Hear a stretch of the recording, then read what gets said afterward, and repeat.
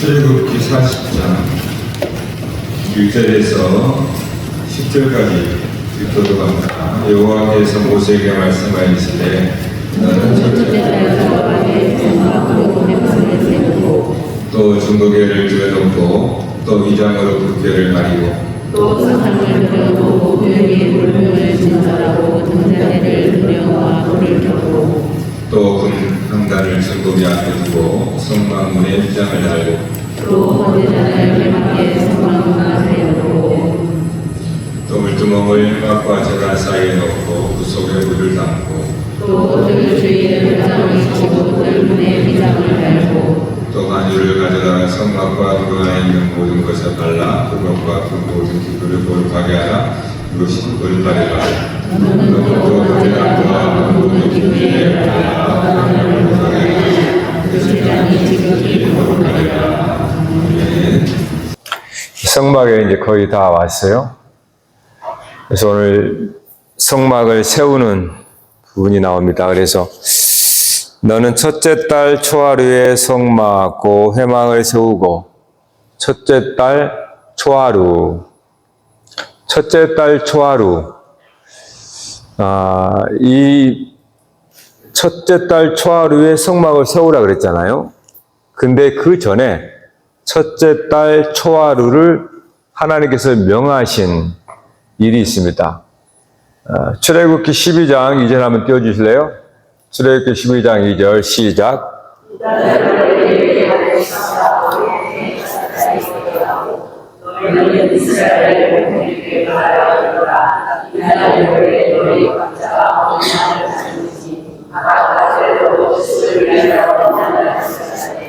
자, 이 문맥이 뭐냐면 이제 마지막 10번째 재앙 앞두고 출애굽할 때 10번째 이제 장자의 죽음이잖아요.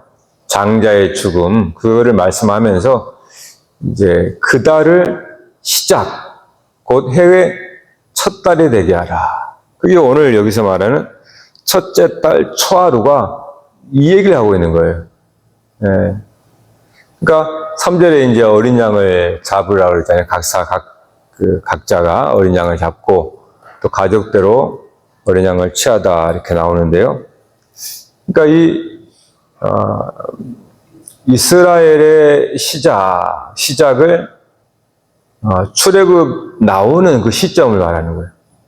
그러니까 6월절이죠. 예, 6월절이 시작이고 첫 달입니다. 예, 그러니까 이전까지의 이스라엘의 어떤 시간이 있잖아요. 그 시간이 6월절을 통하여 다시 새롭게 시작되는 거예요. 예, 그래서 하나님이 일부러 6월절 출애굽하는 그날을 첫째 시작으로 하라. 예, 첫 달이 되게 하라. 그러니까 여러분이 예수 그리스도를 믿는다라고 하면 우리는 이제 거듭났다라고 그러죠. 거듭났다라는 것은 새롭게 태어나서 새로운 삶을 산다. 시작을 말해요. 그러니까 이스라엘 백성의 옛날의 삶을 딱 끝내버리고 새 삶을 시작한다라는 차원에서 하나님께서 첫 달을 이렇게 말하는 거예요. 그러니까 우리들도 하나님을 몰랐다가 예수님을 알게 되면서 하나님을 이제 새롭게 발견한단 말이에요. 그러니까 이전의 나의 삶은 정리를 해버리는 겁니다. 그러니까 이전의 삶이 끝나고 이제 새날을 시작되는 거죠. 그거를 우리는 거듭났다라고 하는 거죠. 그 거듭났다라고 하는 그 신약에서 우리가 예수님 말씀한 그 배경이 바로 구약의 출애굽 사건이에요. 그러니까 출애굽 사건의 이 6월절을 첫 달, 이걸 이제 나중에 니산월이라고 해요. 니산월. 지금도 유대인들은 이 니산월을 명절을 지킵니다. 우리가 이제 보통 신정, 구정 그러잖아요. 그것도 해 시작을 말하잖아요. 그 의미가 당연히 잘 모르겠어요. 저는 어떤 전통 유래가 있는지. 여튼 해 시작란 말이에요. 그러니까 이스라엘 백성들도 해의 시작이 6월절로 이해하는 거예요. 그러니까 6월절이 해 시작인데, 그런데 오늘 말씀에 성막을 세우는데 첫 시작, 첫 달, 초하루에 성막을 세우라 그런단 말이에요. 자, 그러면 6월절의 사건을 기초로 하여 성막을 세운다는 거예요. 다시 말하면 6월절 사건과 성막을 세우는 것과 동일하다는 겁니다. 그러니까 이스라엘 백성들이 출애굽에서 나오는 그 사건이잖아요. 그 역사가 이제 어떻게 더 구체적으로 이스라엘 가운데 표현되냐면 성막을 세우는 겁니다. 그러니까 성막을 세우는 것이 6월절인 거예요. 6월절의 시작이 성막을 세워지는 거예요. 너무 중요합니다. 그러니까 6월절과 성막이 별개가 아니고, 물론 시간 순서적으로는 별개 사건이죠. 그러나 시간 순서적으로는 별개 사건이지만 그 연속성을 갖고 있어요. 6월절이 첫 시작, 첫 달이라고 말하는 것처럼 성막을 첫 달, 초하루에 세우라 그러잖아요. 그러니까 날짜를 통하여 이건 같은 거야 이렇게 말해주는 거예요. 자, 그래서 우리가 이제 이 출애굽 사건을 좀 생각해 봅시다. 6절, 7절 한번 떼줘볼래요? 6절, 7절 시작.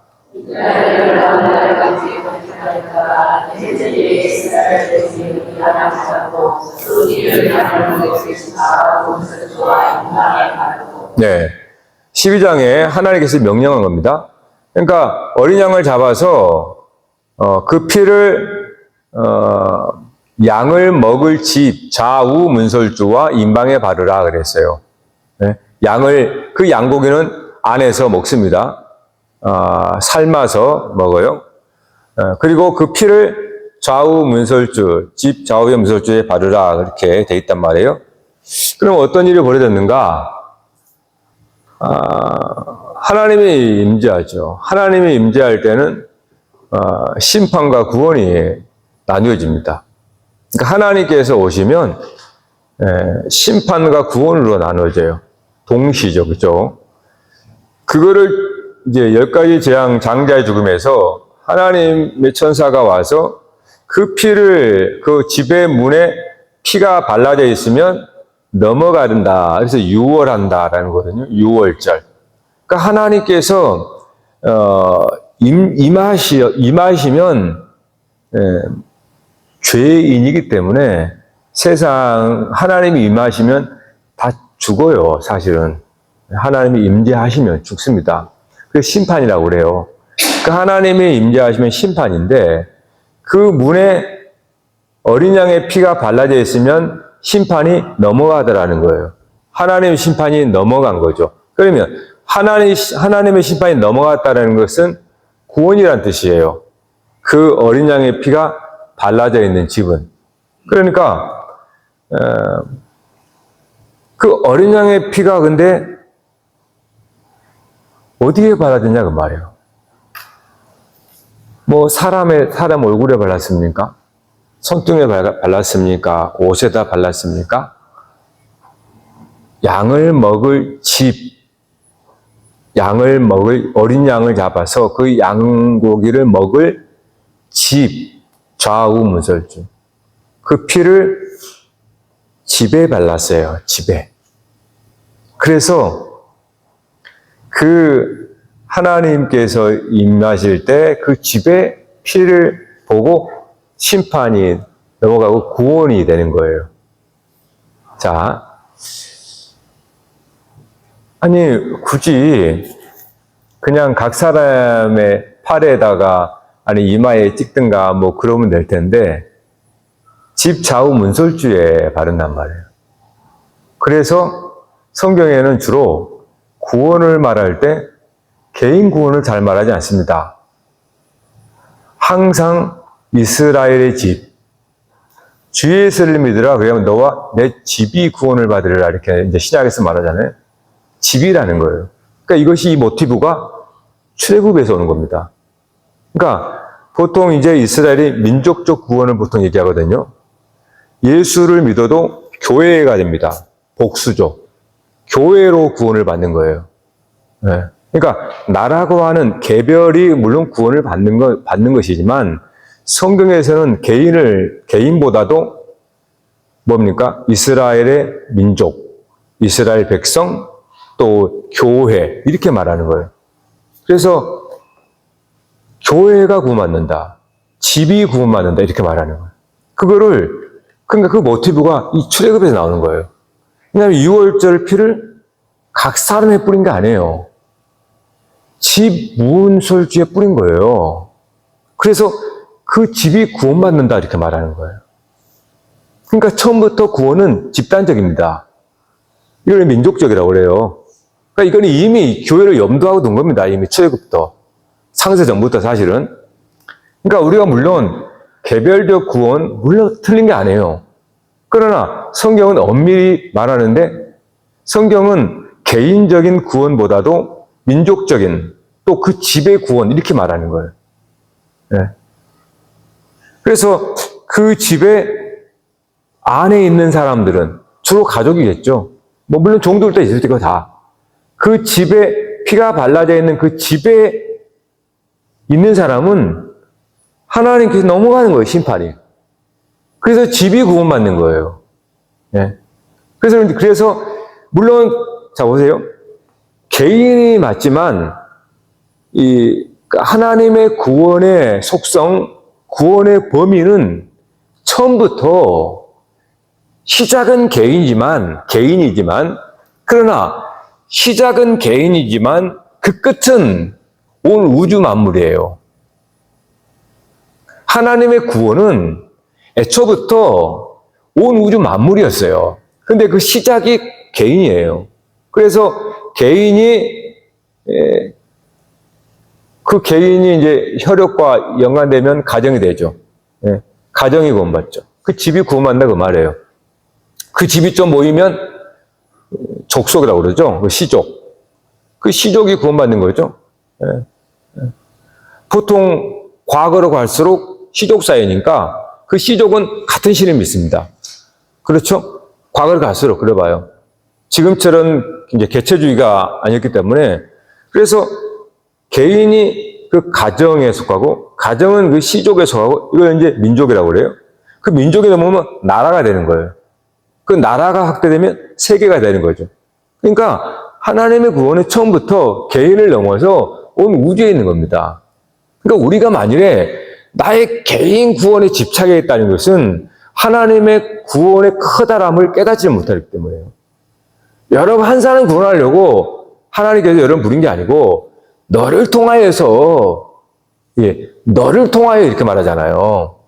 너가 구원의 종착지가 아니고 저와 여러분의 구원의 종착지가 아니고 너를 통하여 열방의 복을 받는다 이 말이잖아요. 그러니까 우리를 부르신 거는 우리는 시작일 뿐이에요. 그러니까 나 구원받았다 좋아하는 거 그건 하루면 돼. 그 다음부터 내 믿지 않은 누굽니까? 이웃들 이걸 보고 기도하는 거죠. 나로 복의 통로가 되기로 했으니까 내가 하나님을 만나서 구원을 받은 자라면 이제 나는 복의 통로잖아요. 이게 시작이란 말이에요. 그러니까 이제 시작인데 내가 내 시작으로 그냥 끝내버리면 하나님의 구원의 범위가 엄청난데 나는 거기에 가지도 못하고 내 나오바리만 그대로 있다면 얼마나 하나님의 구원을 내가 좁게 보고 또 그 크기와 넓이를 이해하지 못하는 겁니까? 그러니까 하나님은 처음부터 우리의 구원을 그렇게 이해하는 거예요. 그러니까 저와 여러분의 한 사람의 구원이 아닙니다. 열방을 구원하기 위한 시작일 뿐이에요. 그래서 우리는 늘 복의 통로가 되기 위해서 그렇게 부름을 받았으니까 나는 구원받았으니까 끝. 그거는 하나님의 구원의 속성을 모르니까 그러는 거예요. 그렇지 않아요. 그럴 수도 없고, 그럴 수도 없다는 얘기는 하나님의 구원을 본질을 깨닫게 되면 그럴 생각을 할 수가 없어요. 당연히 구원은 다른 사람들에게 복음을 전할 수밖에 없는 거예요. 자, 그래서 집에다 바른 거예요. 예. 결국 그 집이 그래서 우리가 오늘 보고 있는 성막이에요, 성막. 히브리어로 똑같습니다. 집하고 성막은 단어가. 하나님의 집. 그 성전이죠, 우리는 성전. 성막. 이게 집이에요. 그래서 이스라엘 앞 집 문에다가 피를 바르라 그랬던 거예요. 이유는 이제 출애굽기 와서 성막을 하나님은 이미 처음부터 알고 계신 거예요. 계획하고 있었으니까. 그 성막이라는 집 때문에 그러는 거예요. 그래서 집 안에서 구원을 받는다 이 말이에요. 자, 그렇다면 우리가 이제 반대로 생각할 수 있습니다. 우리가 성막 하니까 물론 뭐 집 같지도 않지만 천막이지만 그 성막의 이제는 본질을 알아야 됩니다. 기초를 알아야 돼요. 이제 알게 된 거잖아요. 어떻게 알았습니까? 하나님께서 첫째 달 초하루에 성막을 세우라 했단 말이에요. 이 첫째 달 초하루의 시작은 이미 하나님께서 출애굽할 때 6월절을 얘기했습니다. 6월절의 기초가 성막의 기초예요. 성막은 그냥 나무떼구로 지어지는 것 같지만은 본질은 그게 아니라는 거예요. 6월절의 기초 위에 성막이 지어지는 거예요. 그래서 그 6월절 어린 양을 잡는 그 굉장히 원시적인 그것을 이제는 성막이라고 하는 집을 만들어 놓고 거기에서 똑같이 짐승을 잡는 것으로 나오는 거예요. 그러니까 똑같아요. 어린 양을 잡아서 피를 뿌리는 것과 이제 성막에서 짐승의 피를 뿌리는 거란 말이에요. 그러니까 훨씬 더 원시적인 게 조금 더 이것도 원시적이지만 좀 더 규모를 갖춘 성막에 되는 거예요. 그러니까 6월절이 확장되는 거죠. 그럼 문제는 뭐냐면 성막을 얘기하면서 6월절을 잊어버린다 이 말이에요. 이게 문제인 거예요, 항상. 하나님의 말씀은 처음부터 끝까지 다 이어지거든요. 다 이어지는데 우리가 이제 부족해서 다 이어지는데 그냥 여기만 딱 보는 거예요. 그래서 성막만 보고 그냥 6월절이 이미 지난 것처럼. 그렇지 않죠. 성경은 그렇게 안 봅니다. 6월절이 있으면 이렇게 지는 게 아니라 이렇게 지어버리는 거예요. 뭐라고 그럴까? 자, 여기가 6월절이면 이렇게 짓는 거예요, 성막을. 그러니까 기초는 항상 6월절인 겁니다. 그 위에 성막을 이제 짓는 거죠, 이렇게 성전을. 이렇게 짓는 게 아니고 이렇게. 그렇게 이해를 하셔야 돼요. 그러니까 다층적으로 짓는단 말이에요. 하나님께서 그 6월절의 의미는 처음부터 마지막에 가는 겁니다. 그것이 그리스도의 십자가로 성취가 되니까.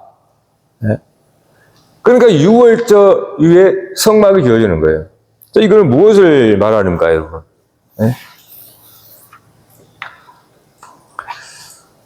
여러분, 성막이 이제, 그래서 구약에서는 뭐라고 나오냐면, 시편 127편 한번 떼줄래요? 시작.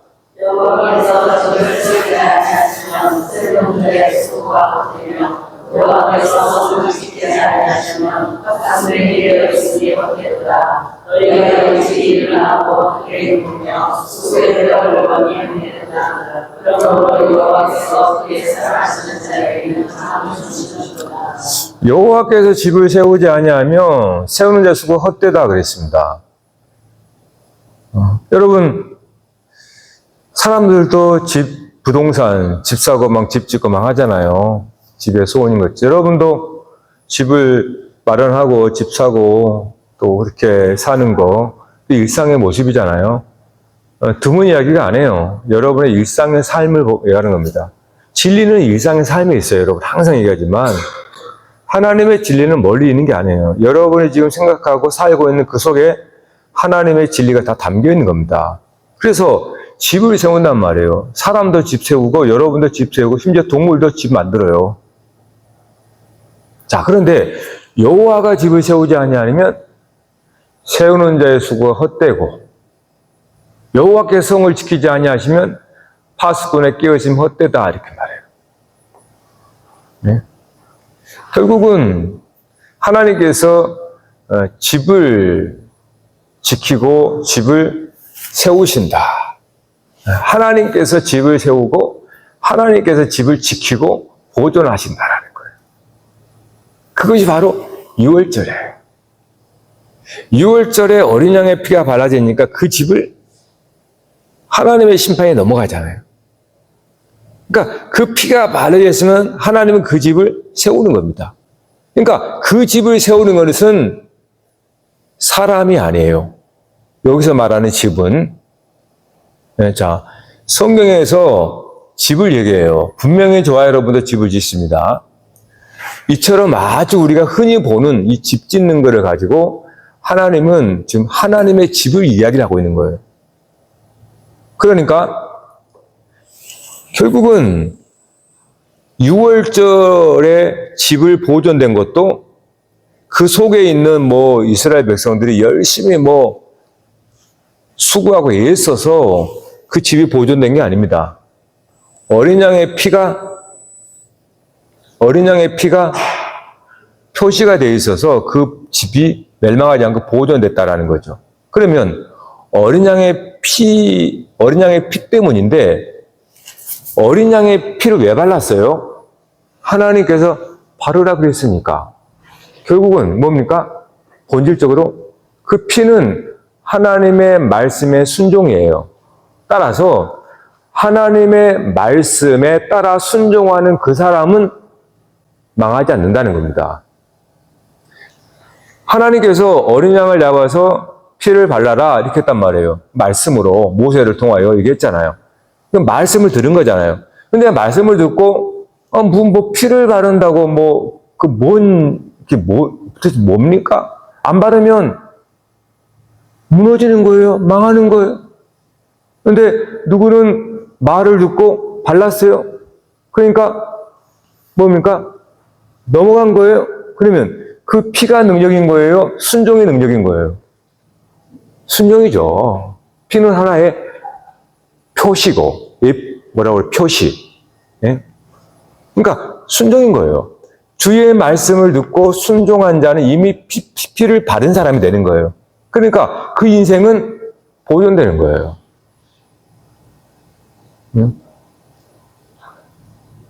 하나님의 말씀을 듣고 그 말씀을 받아들이는 것이 마치 어린 양을 잡아서 피를 문에 발라라 라고 하는 말씀이니까 그 말씀을 듣고 아멘 순종함으로 받아들이는 사람은 그 말씀 따라서 표시를 하겠죠.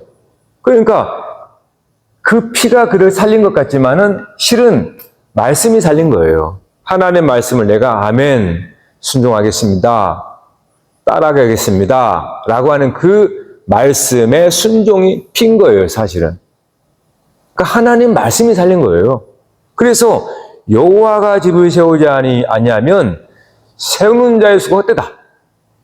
하나님의 말씀을 따라 믿음으로 사는 자를 하나님이 지키고 보존한다는 거지. 하나님의 말씀이 아닌 세상의 이론이나 세상의 가치나 세상의 풍조를 따라서 지어버리면 무너진다는 겁니다. 그거를 예수님께서 마태복음 7장, 자, 시작.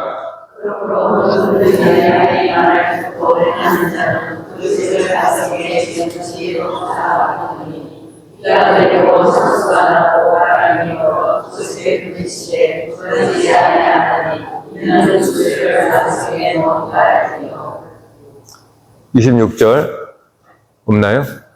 나의 이 말을 듣고 행하지 아니하는 자는 그 집을 모래 위에 지은 어리석은 사람 같으리니 비가 내리고 창수가 나고 바람이 불어 그 집에 부딪힘에 무너져 그 무너짐이 심하니라. 구약의 말씀을 예수님이 친히 다시 새로운 산에서 산상이죠. 산상순 새로운 산에서 다시 말씀해 주는 겁니다. 결국은 예수님이 말씀한 산상순이죠. 그 말씀을 따라서 살지 않으면 헛수고가 된다는 거예요. 말씀을 듣고 순종하는 거잖아요. 이게 피예요. 그러니까 예수님을 믿는다라고 하는 것은 예수님을 따라 산다라는 겁니다. 예수님을 따라간다. 그 말씀을 듣고 그 말씀을 내가 아멘 삼키고 받아들이고 그 말씀을 따라 살아가는 그 사람이 반석 위에 지은 집을 지은 사람 같고, 말씀을 듣지만은 그냥 나는 세상의 편한 대로 세상에서 기초를 이렇게 해야 된다고 뭐 이렇게 해야 된다고 이렇게 해야 된다고 막 하는 그 사람은 파도가 치고 창수가 부딪히면 마치 모래 위에 집을 짓는 것 같아서 무너져 버린다는 거예요. 결국은 성경은 먼저는 사람이 사는 집을 가지고 얘기해요. 그걸 이스라엘의 6월절의 집이었잖아요. 그걸 이제 성막이라고 하는 집으로 이야기를 한단 말이에요. 성막을 통해서 결국 이스라엘의 역사는 이스라엘 집이에요. 이스라엘 집. 이스라엘의 역사라는 것은 이스라엘의 집을 세우는 거예요. 그런데 봐보세요. 이스라엘의 집이 결국 어떻게 됐습니까? 무너졌죠. 그 무너진 상징이 성전이 무너진 곳에서 나오는 거예요. 그러니까 성전이 무너졌다는 것은 이스라엘 백성 각 사람의 인생의 집이 무너졌다는 거예요. 성전은 저와 여러분의 인생입니다. 이게 집이에요. 하나님의 집. 하나님의 성전 아니까.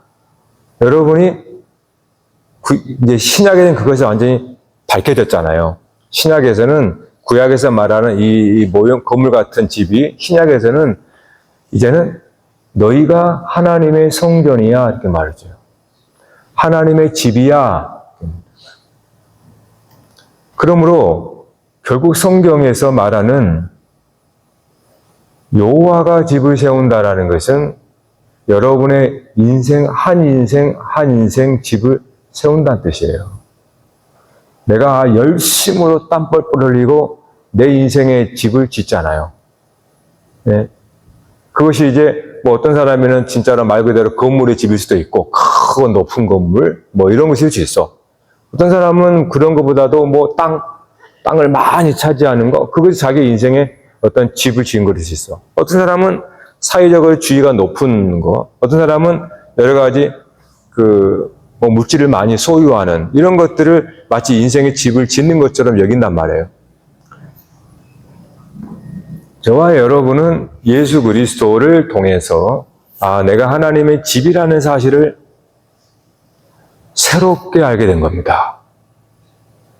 네? 그 전까지는 몰랐어요. 그 전까지는 세상 사람들처럼 사람들이 짓는 그 집 나도 열심히 지어야겠다. 그게 예수 믿기 전에 우리가 알던 집이었어요. 그런데 예수님을 영접하면서 예수님께서 말씀하신 예수님께서 구약의 말씀들을 다 가르쳐 밝히 드러낸 걸 보면서 성경에서 말하는 하나님의 성전이란 내 인생이었구나. 나라는 집을 하나님께서 이야기하고 있구나를 깨닫게 된 거예요.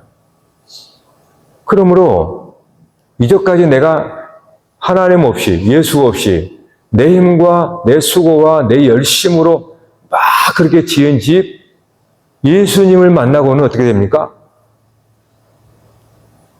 가슴을 쳐야 되는 거예요. 네? 가슴을 안 친다면 오늘 이 예수님 한 말씀을 깨닫지 못한다는 뜻일까? 예수님을 만나고 여호와가 집을 세우지 아니하면 세우는 자의 수고 헛되다. 그런 나는 내가 지금 내가 행한 모든 것이 헛될 수 있구나. 그러면 가슴을 쳐야죠. 훅 불어버리면 날아가 버릴 것 같은데.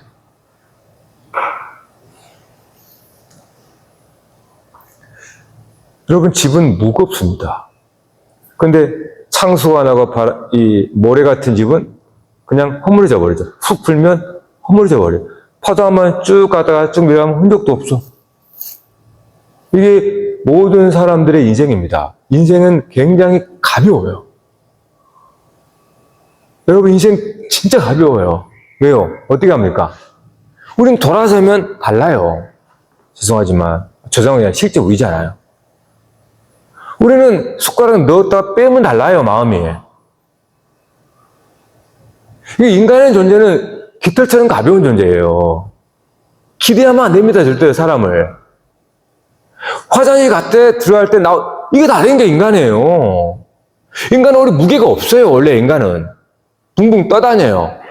예? 바람 불면 이리 쑥, 여기서 뭐 있다가 이리 쑥. 이게 인간인 군상이란 말이에요.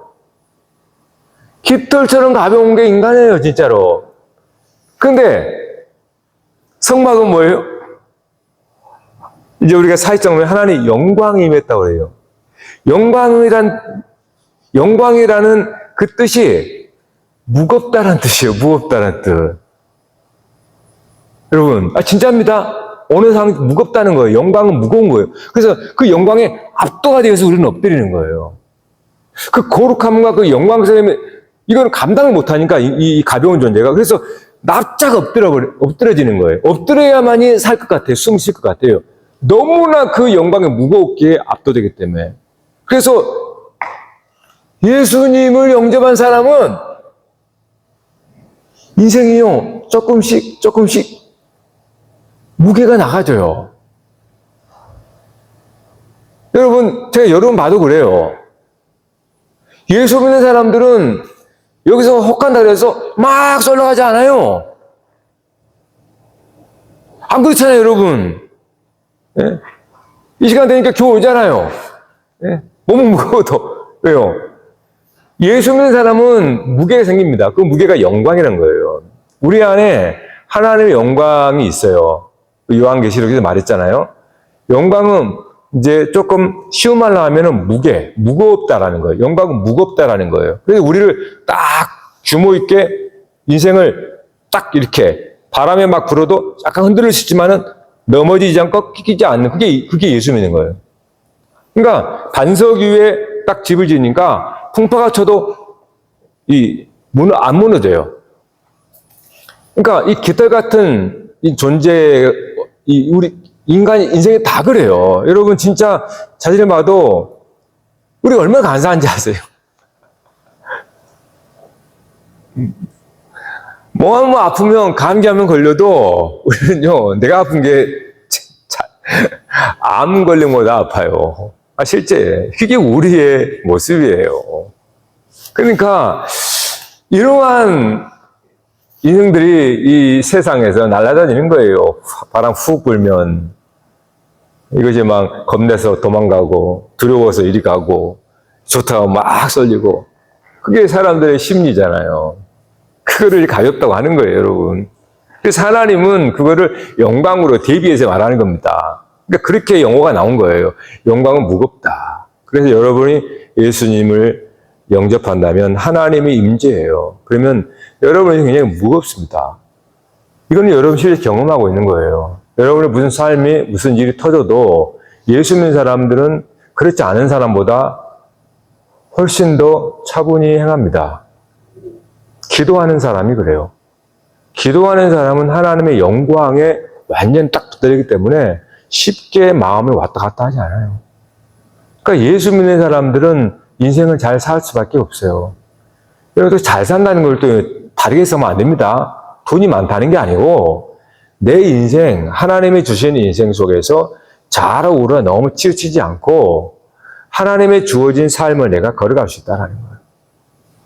네? 여기서 땡기니까 이리 쓱 가버리고 여기 이리 카다니까 또 가버리고 자기 길을 못 가요. 한 발을 떼드는 게 그렇게 어렵습니다. 삶이라는 게. 왜냐하면 주변에서 막 얘기하거든요. 그거 틀렸다. 그리 가면 안 된다. 이리 와라. 하면서. 그러니까 내가 내 발을 떼는 게 그렇게 어려워요. 세상에서 세파가 벌어지니까. 근데 예수 믿는 사람들은 훨씬 더 자기의 길을 갈 소리가 크다는 거예요. 왜요? 무거움이 있으니까요. 하나님의 영광. 그게 이제 영광이 말씀으로 여러분 가운데에 딱 붙들고 있으니까. 그래서 성경에서 말할 집 할 때는 여러분 신약의 그리스도로 말미암아서 이제는 우리가 성전이다. 그래서 우리는 어떻게 그러면 새롭게 됐냐? 유월절로 저와 여러분이 집 지어진 겁니다. 그걸 성막이라고 그래요. 그러면 신약에서는 당연히 그리스도의 십자가인 거예요. 그래서 그 십자가, 세상 죄를 지고 가는 하나님의 어린 양을 보라. 요한은 예수를 보고 이미 6월절에 어린 양을 본 겁니다. 성령의 감동에 의해서. 그러니까 사도 요한이 그 6월절에 어린 양을 갖다가 예수 안에 처음 이스라엘의 시작이라고 하는 출애굽의 때 어린 양이 예수 안에서 보인 거예요. 그래서 요한복음에서 세상 죄를 하나님 지고 간 어린 양이라고 고백했던 겁니다. 그 어린 양이 십자가에 죽은 것은 결국은 6월절 어린 양이 그리스도로 성취가 된 거예요. 그래서 우리는 십자가로 그 어린 양인 그리스도의 죽음으로 그 보혈로 말미암아서 하나님의 임재가, 하나님이 임재하면 죽음이잖아요. 심판. 죽을 수밖에 없는 우리인데, 죄된 더러움인 죽을 수밖에 없는 인생인데 그리스도의 십자가의 보혈이 우리를 표시가 되어서 하나님께서 함께 하셔도 우리는 산다는 거예요. 여러분, 그리스도의 능력을 구약을 통해서 생각해 보세요. 엄청납니다. 그냥 우리가 예수 믿으면 구원받는다 그러니까 그냥 아무런 사형리 가지고 이렇게 이러니까 그리스도의 복음의 놀라운 능력의 가치를 깨닫지를 못하는데요. 6월절을 생각해 보세요, 여러분. 하나님께서 애굽을 다 죽여버렸습니다. 네? 근데 애굽에 있는 이스라엘 집만 산 거예요. 그거를 여러분이 집 밖에 나왔는데 그거를 봤다고 생각해봐. 아니, 집안에서도 다른 옆집에서 막 비명소리가 들리는데 자기들이 그 당시 장자가 죽었단 말이에요. 이건 억장이 무너지는 거죠. 그러한 죽음의 도시에서 이스라엘 백성이 살아요. 여러분, 구원이 그겁니다. 네? 우리가 구원의 감격을 잃어버리지만 성경을 봐보세요. 우리가 어떻게 구원을 받았는지. 네? 그러니까 그리스도의 십자가가 바로 어린 양의 피, 그리고 그 고기를 먹잖아요. 네? 이게 성찬이라고 그래요. 그래서 내 피와 내 살을 먹자 하냐 아니면 나와 상관이 없다 그러잖아요. 그러니까 우리는 그리스도의 십자가로 우리가 구원받은 거예요. 그 보혈로 말이야. 네? 그래서 사도 바울이 저와 여러분이 인생을 또 돌아봐요. 그러니까 여러분 성경을 자주 읽으라는 얘기가 그겁니다. 성경의 이스라엘의 역사를 보면은 여러분의 인생이 바로 거기서도 보이기 때문에 성경을 보라는 거예요. 왜냐하면 이스라엘 역사 보려고 내가 본 건 아니잖아요. 내 인생을 보려고 본 거잖아요, 결국은. 그러니까 이스라엘의 역사, 이스라엘의 사람이 이스라엘의 역사를 보면서 오늘을 사는 나라고 하는 인생이 어떻게 무너지는가, 그리고 어떻게 세워지는가를 봐야 된단 말이에요. 이스라엘의 역사는 집 짓는 역사잖아요. 하나님이 이스라엘의 집을 세운다 그랬는데 하나님이 분명히 다윗에게 네가 내 집을 세우냐? 나 그렇게 말한 적 없다. 내가 천막에 있다고 내가 언제 너희 지도자들에게 집 지어달라고 그랬냐? 다윗에게 하나님이 내가 너의 집을 지어주겠다. 그게 이스라엘의 집 이렇게 나와요. 다윗의 집. 그게 다윗의 왕족. 그렇죠? 그래서 이스라엘의 역사는 이스라엘 백성들이 자기의 수고와 자기의 머리와 자기의 처세술로 그렇게 자기 이스라엘의 역사를 만들려고 그랬다가 하나님께서 불어버렸죠. 하나님의 말씀대로 하지 않았어요. 아수르와 싸우지 마. 분명히 하나님께 말씀했지만은 저들은 애굽과 동맹해서 싸우려고 그러죠. 그러니까 하나님께서 자기들의 생각과 자기들의 어떤 계획을 가지고 자기 이스라엘이라는 역사를 자기의 인생을 세우려고 하니까 무너지잖아요. 바벨론도 마찬가지예요. 바벨론하고 싸우지 마 그랬습니다. 네? 그런데 이 남유다가 어때요, 또? 남유다가 또 애굽이에요. 그러니까 저들도 망하잖아요. 우리의 힘과 우리의 수고로 지은 인생은 하나님께서 불어버립니다. 즉, 하나님의 말씀을 따라서 살아야 한다는 거예요. 오늘도 여러분이 오늘 하루 무슨 말씀을 가지고 살았습니까? 그거예요. 자, 그러면 여러분의 인생을 돌아가 보세요. 여러분의 인생이 무너진 때가 있어요. 마치 성벽이 확 무너졌던 것처럼. 아니면 포탄이 날아가지고 성벽을 확 때려가지고 무너졌어. 그럼 포탄이 뭘까요? 여러분의 회사에서 사고를 쳤나? 그것이 포탄이라 생각해봐요. 아니면 여러분의 가정에 물질의 문제가 갑자기 잃어버렸어요? 하나 포탄을 맞아버린 거죠, 집에. 그와 같은 거예요. 그러면 여러분의 인생 속에 뭔가 상처를 받고 여러분의 인생이 무너진 거잖아요. 어느 쪽이든. 네. 집이 무너졌잖아요. 그러면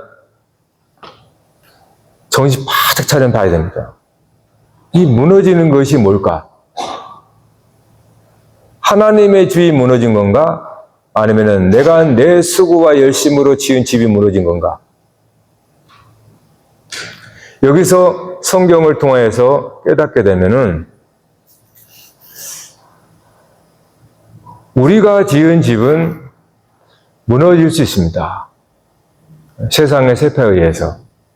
그러나 그때 하나님 말씀을 통해서 하나님 앞에 나온 사람은 그 무너진 속에서 일어나게 되고 보이지 않는 자기 인생의 집을 세워가게 되는 겁니다. 누구는 그 집이 무너질 때 같이 무너져 버려요. 그러니까 하나님께서 짓고자 하는 집을 깨닫지 못하면 내가 살아온 나의 집이 마치 하나님이 준 집이라고 생각해 버리는 거예요. 그러니까 나의 인생의 문제 속에서 상처가 되고 뭔가 무너졌어. 그래서 하나님께 원망하는 거예요. 하나님, 내 인생 왜 이렇게 무너졌습니까? 이렇게. 그거는 왜 그랬습니까? 내가 너에게 집을 지어준다고 하는 것은 이 세상의 사람들이 말하는 그 집 내가 주려고 한 게 아니오. 근데 너는 지금 그것과 혼동하고 있잖아. 하나님께서 하나님의 거하는 집인데, 네가 그 사람의 거하는 집 그것인 줄 알고 착각하고 헤었잖냐. 그때 그거를 깨닫는 사람은 일어나요. 아, 진짜 하나님께서 나를 이렇게 세우는구나. 이렇게 세우는구나. 진짜 무너지는 것은 이게 아니구나. 우리는 여러분 반드시 무너지게 됩니다. 앞으로. 그걸 죽음이라고 그래요. 그때 여러분의 믿음이 나타납니다. 그때. 우리는 다 무너질 거니까. 네? 그러니까 성경은요, 복잡한 것 같지만요, 아니에요. 딱 한 가지만 얘기해요. 죽음을 대비하라. 이 얘기만 하고 있어요. 죽음이 때가 있는 게 아니거든요. 죽음은 항상 내 앞에 있으니까. 그래서 성경은 처음부터까지 죽음만 얘기해요. 죽음을 대비하라는 거예요. 이게 무너지는 거거든요. 그러니까 내 인생의 마지막 완전히 무너질 때를 하나님이 알고 우리 인생 속에서 계속 무너지는 것을 경험하게 해요. 네. 조금씩. 그 조금씩 무너지는 경험을 통해서 얘야, 너 마지막에 반드시 다 무너질 텐데 그거 대비해야 돼. 지금 인생 속에 살면서 때로는 무너지고 다치고 하는 무너짐이 있습니다. 이것도 연습이라는 거예요, 연습. 이거는 아무것도 아니에요. 마지막 죽음 앞에서는 아무것도 아니에요, 이거는. 다치는 거. 진짜로 우리가 완전히 무너지는 건 죽음이라는 겁니다. 그러니까 성경은 처음부터 이 죽음에 대해서만 예비하고 있는 거예요. 이게 영생이잖아요, 다른 말로 하면 영생.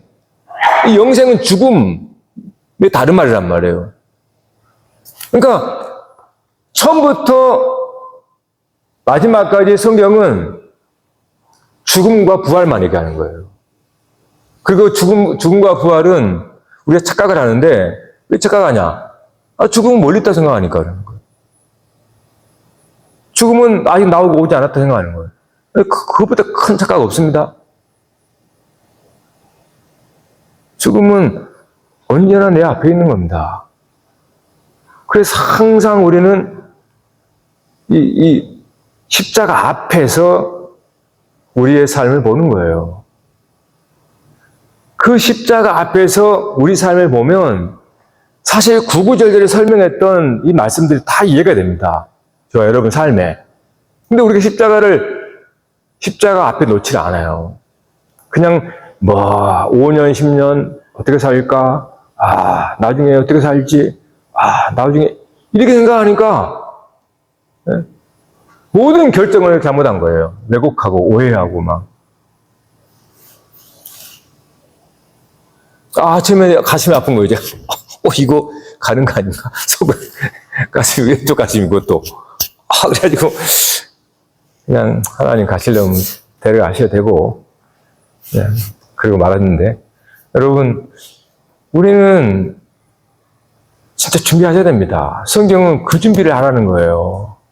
거기서 마지막 무너질 때 모두가 무너지게 될 텐데 다 예정되어 있잖아요.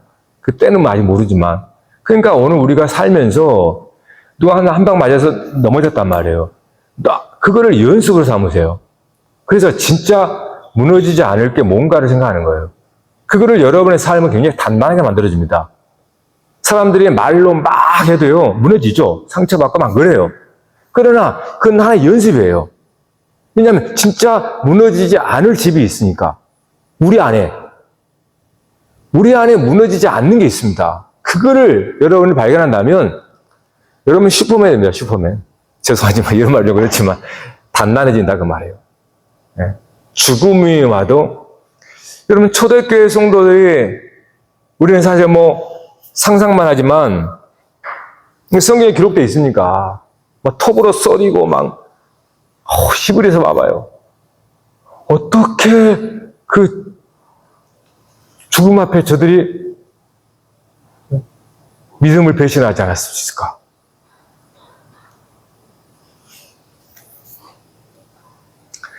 고린도전서 3장 10절. 자, 시작.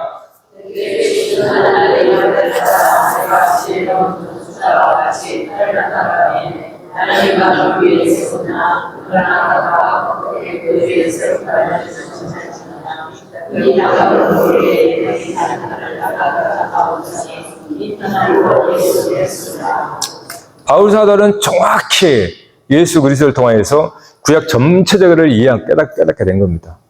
그래서 지혜로운 건축자. 예전에는 6월절 성막이었잖아요. 바울은 예수님을 만나면서 예수 그리스도가 6월절의 양이라는 것을 알게 된 거예요. 그래서 그 기초가 그리스도 터라고 하는 겁니다. 그리고 그 위에다가 어떤 사람은 금, 은, 나무, 이거는 재료인데 은사를 말해요. 여러분의 은사입니다. 금으로 하라는 얘기 아니고 질그릇 형편없다 그런 게 아니고 나에게 각자에게 주어진 인생길이 고유합니다. 다른 사람과 달라요. 내가 가는 길은 하나님은 나에게 정해진 길이에요. 옆 사람 보지 말라는 거예요. 그 사람이 금길이든 황금길이든 상관없습니다. 내가 가는 길을 보라는 거예요. 그 길에서 하나님과 동행한다면 그 어떤 길보다 값진 길입니다. 그것이 바울이 고린도전서에서 지혜로운 건축자라고 하면서 집 짓는 인생을 얘기하고 있는 거예요. 자, 그래서 오늘 말씀에 제가 읽었던 하반부에는 9절부터 쭉 마지막까지 나오는 게 뭐냐 하면 관유는 기름이거든요. 기름을 가져다가 다 발라라. 그러면 거룩하게 하라. 그것이 거룩하리라. 이렇게 말하죠. 그래서 9절부터 마지막 15절까지도 그 아버지에게 기름을 부은 같이 그들에게도 부어서 제사장도 다 거룩하라. 이렇게 말하죠. 자, 여러분 관유는 성막에 모든 기구를 다 관유를 바르라, 기름을 바르라고 하거든요. 기름을 바르면 거룩하게 구별된다는 뜻입니다. 자, 여기서 이제 오늘, 저 여러분이 오늘 우리에게 오는 겁니다. 기름을 바른다. 자, 어린 양에서는, 6월절에서는 그 집에 피를 발랐어요. 그죠? 피가 표시가 되어서 넘어갔잖아요. 자, 그것이 성막에 와서는 성막 모든 곳에 관유를 바르는 거예요. 관유를 바름으로 거룩하게 구별한다는 겁니다. 구별한다는 거. 네. 자, 이 기름 부음이 히브리어로 메시아의 메시아, 메사흐인데, 예? 기름 붓다. 이게 헬라어로 그리스도예요, 그리스도. 그러니까 이미 사실 성막에서 그리스도가 이미 나와 있는 거예요. 여러분이 그리스도를 믿음으로 기름이 발라진다는 거예요. 그래서 우리가 그의 구별된 백성, 그리스도의 기름 부음이잖아요. 그리스도가 발라지는 거예요. 이게 구약에서는 메시아흐라고 그래요. 마사흐, 이게 기름 붓다. 이름을 바르면 구별이 되는 겁니다. 그래서 신약에서 예수님 자기에게 이렇게 말해요. 먼저 이사야 61장 1절 시작.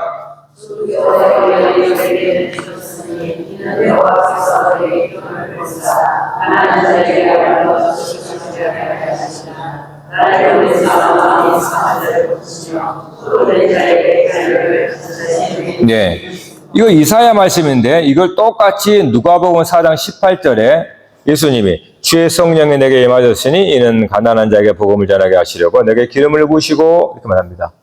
기름을 부으세요. 그래서 우리는 그리스도라고 하는 거예요. 예수 그리스도. 예수 기름 부음 받은 자. 자, 그러면 오늘 저와 여러분에 대해서 이야기하고 있습니다. 요한일서 2장. 자, 시작.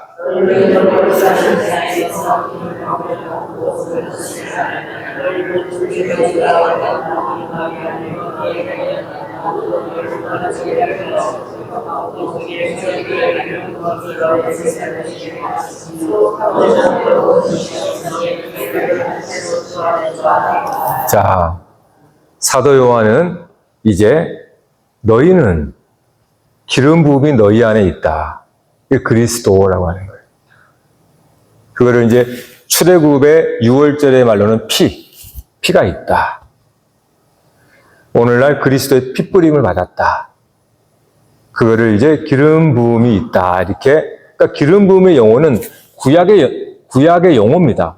그러니까 사도 요한이 일부러 구약의 모든 그 역사를 다 담은 기름 부음이 우리 안에 있다. 이렇게 말하는 거예요. 이거를 이제 신약에서는 뭐라고 합니까? 성령이라고 그러잖아요. 그래서 우리는 성령의 기름 부음 이렇게 말해요. 네. 성령의 기름 부음. 오늘 저와 여러분 성령님이 계시죠. 이분이 바로 메시아 그리스도입니다. 네. 이 성령이 그리스도가 증인입니다. 여러분의 보증인. 즉 하나님께서 심판으로 오셨을 때 마치 어린 양의 핏부림을 받은 것처럼 피가 되고 그리스도의 보혈이 되고 이제는 그것이 성령의 기름 부음이 되는 거예요. 할렐루야. 따라서 여러분 하나님께서 집을 어떻게 세웠습니까? 여러분의 손과 발이 필요는 합니다. 그러나 그거는 순서가 있어요. 내가 은혜로 구원을 받았기 때문에 그 은혜가 나의 손과 발을 필요로 한 것이지 내가 손과 발로 열심히 해서 구원받은 게 아니라는 거예요. 순서가 있습니다.